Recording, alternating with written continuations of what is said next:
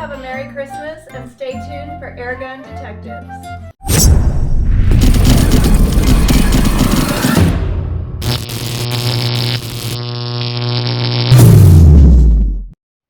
Welcome to another episode of Airgun Detectives. I'm your host, JC, and this is actually going to be our final episode of our 1911 series. And as I promised you, this is going to be the episode in which I'm going to show you some customization on your KWS Foundation 1911's. Before we get into this, a couple things. I just want to wish you and your family a very Merry Christmas, Happy Holidays. It's a very special time of the year. I know it is for me. It's time to get together with your family and, you know what, and be truly thankful for the blessed things in your life. So anyway, with that, I hope you guys have a great Christmas. Okay, let's get back to the business on hand. Before we get started here, if you hadn't, do me a favor, hit that subscribe button in the corner. Doesn't cost you anything. It's absolutely free. Also, check out my website, www.airgundetectives.com.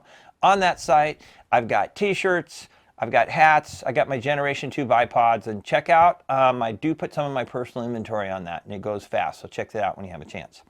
Okay, let's get back to our KWCs. As you can see, I got a variety here that have all been customized. And I've been telling you that I was going to share this video with you, and I finally put it together. Okay, so some of the KWCs, just let me cover some of those just so you guys know if you're curious if yours is a KWS Foundation or not.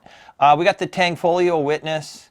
We have the Colt Commander. We got the Springfield Mil Spec. The SIG, We the People. Barra, we got a Barra here, 1911. There's a John Wayne version. This was a Blackwater version right here that I had. Swiss Arms, there's another 1911. Anyway, those are all the KWS Foundation, and they're all going to operate the same. In fact, so much so, you guys could swap out slides on this. So, but just remember, any custom work that you do on these, this is at your own risk, because you could lose a part, you could break something, it's on you. So don't come back at me if you take something apart and can't figure out how to put it back together. But with any type of custom work, it's going to start with obviously doing a little bit of field stripping. So let's go ahead and show you how to field strip your 1911. All right, let's show you a little field stripping on these. And I'm just going to show you enough so you don't get in trouble, but you can at least take it apart to where you can customize it. So all of these KWS versions, they all come apart the same, and I'm going to show you. All right, first thing obviously is remove your magazine. Get the magazine out of there, so you don't want the magazine. And this is very, very simple. It's very actually authentic how this does. You're going to move the slide back. There's a teeny little notch. If you can see this, there's a teeny little notch right here. So you can see where this is where it locks back. If you go one more, there's just this teeny little notch right there that lines up with this pin. You're just going to push this out with your finger. It's going to pull out. Slide's going to come off. That's it. Slide's going to come off. Now, if we want to customize this, we want to take this barrel out, and this is real simple. You're going to just remove this spring. See, this is spring loaded here. Literally, spring loaded. You're just going to pull the spring out, just like this. There's a spring guide here in the bottom. That's going to come out, right? And then you have your little barrel lock right in the front. You just twist this, that comes off. And then the whole assembly will come right out the front here, just like that. Okay, so you have your barrel, you got your spring, your guide, your lock, and that's it. But see, what you have now is you have the slide off, so you can do whatever you want to customize it. If you needed to take this piece out, you could. There's an Allen, so right there. I don't find it necessary that you need to do that. And if you do, you got to be very cautious, because there's actually a little spring right down in here. So you got to make sure you don't lose that spring. So I would just leave that in place. I really don't think you should take this gun down farther than this. I mean, I could take you to show you how to completely disassemble this, but I'm not going to, because the odds of you putting it back together correctly or losing a part are so great, it's just not worth it. So anyway, that's your slide. You see how simple that works? Once again, I'm going to show you. We'll just show you on this one. It doesn't matter what KWC model you have. Remember, remove the magazine. We're going to come back to that little notch right there. Going to push out our lock right here. That comes out. Slide comes forward. Once again, look, same setup. Barrel lock here on the front. And the whole barrel assembly is going to come out the front, just like that. Once again, and you got the slide. And I'm going to show you this slide a little bit later, how we're going to get rid of some of this. But that's simple. So there's two of them. Okay, to put it back together, real quick, we're just going to go in reverse order. You want to make sure your spring's on here. Sometimes I'll put a little thin layer of white grease on this. It's up to you. I'm not going to do that right now, but I would suggest that later. All right, so that's going to go through. You're going to then you're going to set up your barrel lock in here. That simply goes in and you twist it till it's lined up. Okay. Then you put your little guide rod in here, slide that. That's going to line up. See, we're right here on the end. Boom, just like that. Now your spring goes in. You just kind of want to feed this in there so it doesn't curl up on you. You're going to hook that right on that pin on the end, just like this. Boom. That simple. So then to put it back on, you're going to line this up. We're going to go back to the area once again where this pin is. You're going to drop this in here, just like this. Line that up in there, just like that. And that'll happen, I did that on purpose because I wanted to show you. That'll happen is if this is not lined up with this pinhole. So, when you do this, make sure this is lined up. Obviously, safety's down. You want this center piece to line up. In other words, this hole right here is going to need to line up with that hole. So you need to make sure that is in there. And it'll pretty much will go in there. So you just got to line that up. Get that in there, just like that. See? It's all done. Okay, so you can see how simple that is, taking the slide off that, and it gets your foundation ready to take care of business there as far as your customization. And there's just no limit to the things that you can do, and we're going to cover some of that. But one of my biggest pet peeve when we start talking about customization is the white writing. The writing that you can see here on the slide, you can see it on the frame. Let's talk about how we're going to address that. I'm going to show you how to eliminate that. So watch this. Okay, one thing is my pet peeve on these 1911s is warning labels. I don't like them because they take away from the authenticity of the gun. So I'm going to show you a couple of tricks how you can get rid of these. And there's a difference between actually the frames and the actual slide. So you see this warning label right here? Yes, right here, obviously. We want to get rid of that. But we also have the warning labels down here on the frame itself. These. And I'm going to show you how to get rid of those. So first of all, let's deal with, we're not going to deal with the slide. We're going to deal with the frame. And in order to do this, once again, let's go ahead and field strip this.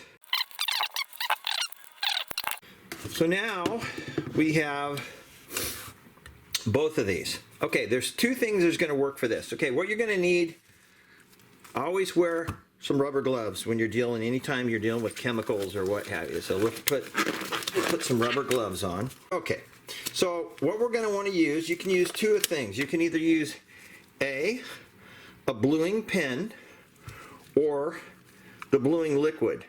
This is really cheap. You're going to get this under 10 bucks. I'll leave you guys a link for it down below. But let me show you how this works. Then you're going to need some Q-tips. All right. So let's start with, we'll start with this obnoxious writing here. What you're going to do, you're going to take your bluing and get your Q-tip. Oh, and just going to take this, and you're just going to start rubbing back and forth on it. You're just going to let it soak, and you're like, ooh, is that actually going to work? See that little made in Taiwan right here? You see this right here? So what you want to do is just kind of let it soak on there a little bit. And you're just going to rub, and you're going to rub, and you're going to rub. And eventually, this is going to come off. You guys can see that. So it comes off, and then your finished product is going to look something like this one, see? So if you hold the light right, you could actually still see it, but it actually removes the white writing, which is kind of nice. So there's no spray painting, nothing. But that works, keep in mind, that works on the frames. That works on the frames. And let's try this Springfield model here. Back and forth, but let the chemicals do the work on this.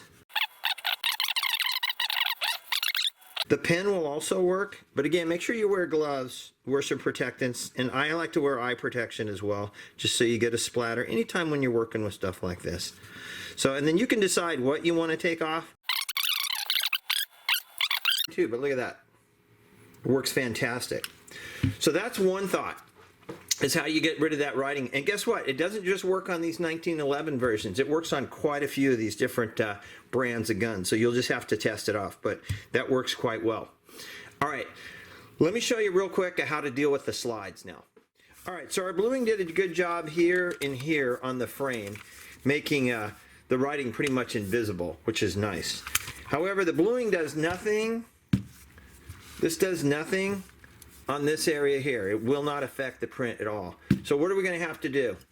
Well, we're going to have to remove the slide. That's for one thing. There's so many things you can do with this. You guys can polish this if you want. You can paint it a different color. Right now I'm just going to talk about how we're going to get rid of the white writing. And the key is this. If you'll notice, there's a natural divide right here along the side of the slide. There's a divide here, obviously, along this top edge here as well. So what we're going to want to do is we're going to mask this area off real quick right here. So get yourself some blue masking tape, and it's really as simple as following the line. So you want to tape that down. See that?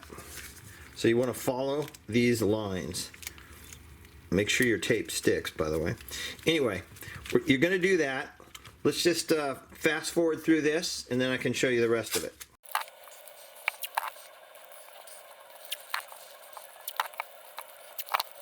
Okay, so see, we masked this off with the natural lines here. So then what we're going to have to do is this is going to need to be sanded. So I'm going to just take some 500 wet and dry here. And you just need to sand this down and get this writing down. Yeah, so we're just going on aluminum. Now keep in mind, this is what you would want to do if you were going to polish this. You would sand it down, and then you would go for lighter and lighter weight sandpaper until you finally found that nice polished edge, and then you can use some polishing compound. But this, I just want to smooth this out just to get, it doesn't matter that we wore this out because we're going to paint this. The key is just getting this down. All right, let's fast forward through this.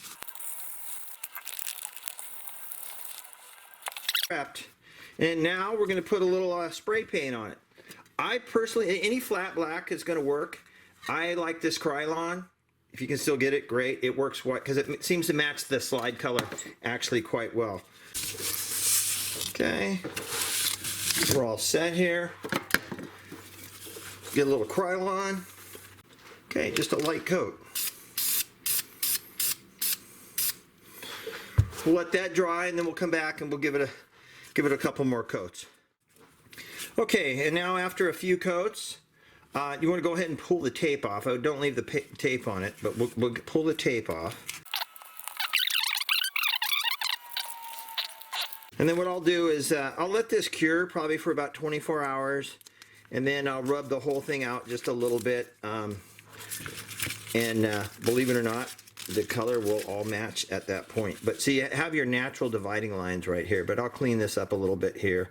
I'll just rub that out, and I'll use a little, maybe a little WD-40, something like that, just very light, but I'm going to let it cure. So this is going to dry for 24 hours. I will show you this to you at the end of the video, the final look. Okay, so here's our finished product on the Barra. As you can see, I'll give you a close-up here. We eliminated the white writing on it. We just did a little custom job. So anyway, I showed you guys how to do that, but that's the custom job. One more thing that's very important now is putting real grips on these. See, as you can see, these have the real wood grips, and there's a little bit of a process to it. It's pretty simple. But let me show you how to get that done right now. Okay, one thing fantastic about these KWCs is you can actually put custom grips on all of them. Any grip that fits a standard 1911, you can adapt it to fit these models, and I'm going to show you how to do that. There does have to be a little bit of work, and I'm going to show you. It's not that difficult. So let's move these out of the way. Let's bring in a candidate. Okay, so these are your stock plastic grips, and you're going to need a screwdriver, or some of those have an Allen, so it depends on that. Anyway, take your screws loose. You're going to use those again.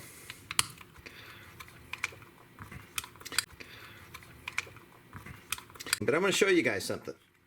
Okay, if you can see right here, there's a little protrusion, and this is for the CO2. So there's just a little bit of protrusion. So if you were to take, let's say our new grip, and you put it on here, right? You go, oh, that works. No, see, it sticks up. So there's a gap in there. See the gap? So what we have to do is we got to get rid of that gap. So what we're going to have to do is we're going to have to measure out how much area in the back of this grip that we're going to need to cut out. See, these normally, they come, the standard grips, they come with a space in there for that.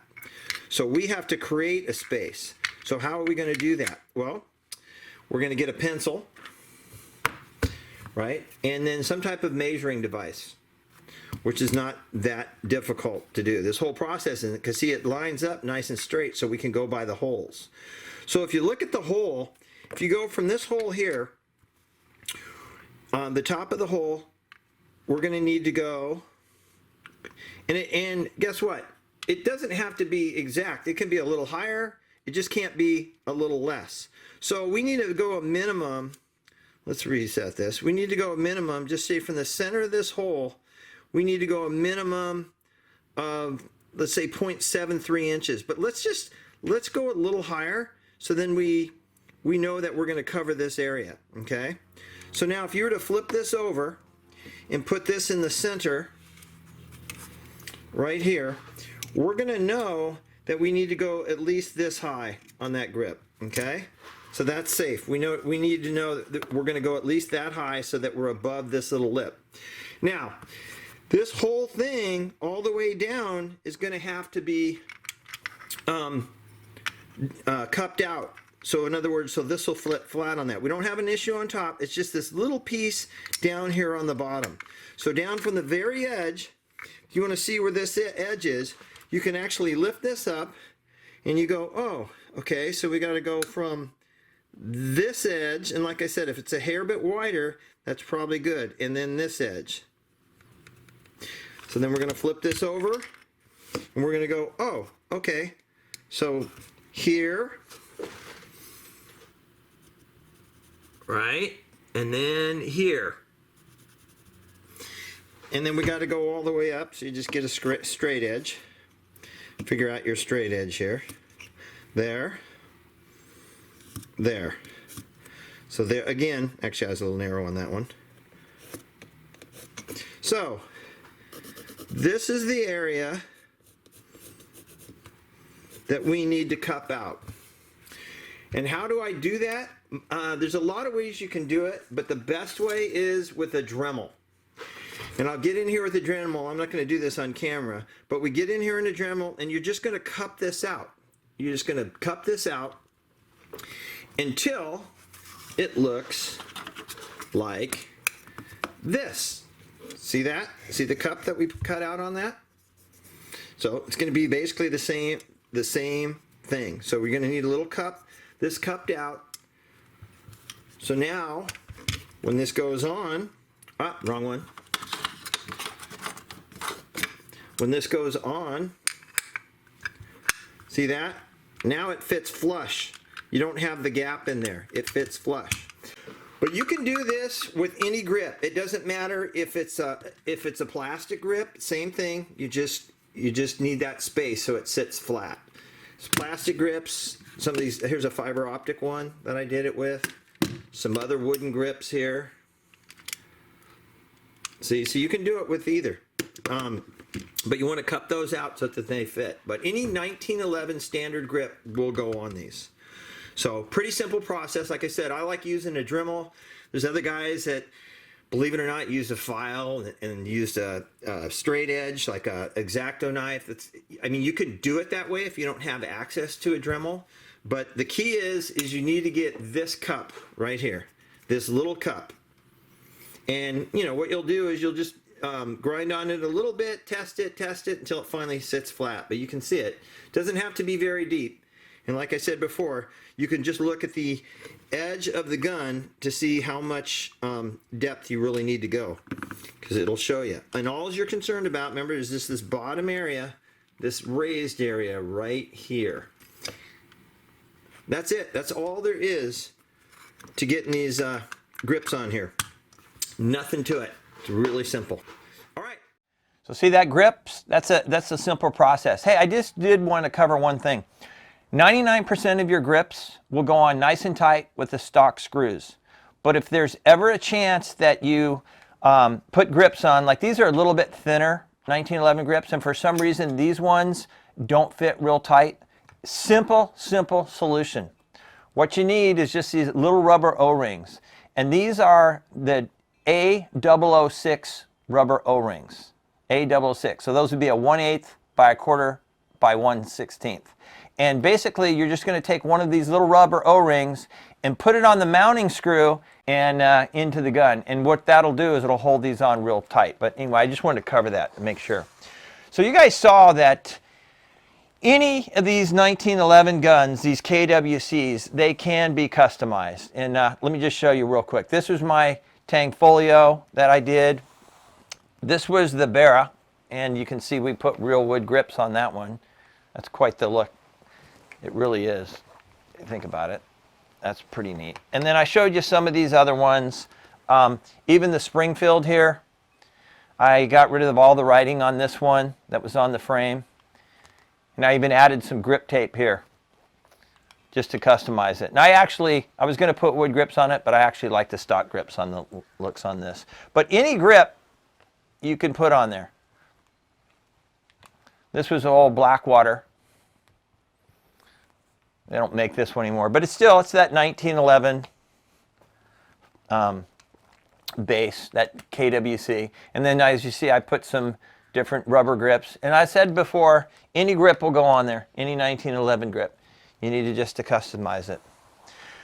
But anyway, so I hope you guys learned a little something. Remember, take these apart at your own risk, but I gave you a little information that I think you can customize these to your liking. You really can.